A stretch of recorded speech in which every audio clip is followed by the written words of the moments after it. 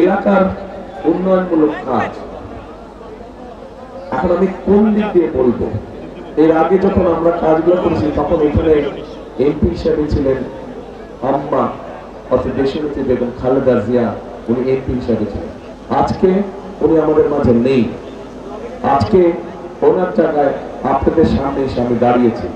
এখন আপনাদের সন্তান হিসেবে আমি এই কথা বলবো নাকি প্রার্থী হিসেবে বলবো, সেটাও একটা মুশকিলের ব্যাপার। হ্যাঁ, আপনারা সুযোগ দিন, ইনশাল্লাহ যতটুকু সম্ভব আল্লাহর মতো সরকার গঠন করলে 12 তারিখে যতটুকু সম্ভব সে ব্যাপারে আমার মনে হয় না আরো চিন্তা করার প্রয়োজন আছে। আমরা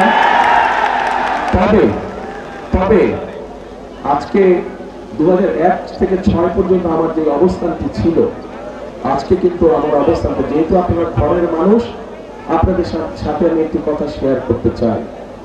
2001 থেকে 2006 আমার একটি অবস্থান ছিল, আজকে আমার অবস্থানটি ভিন্ন। 2006 1 থেকে 6 পর্যন্ত আমি বগুড়া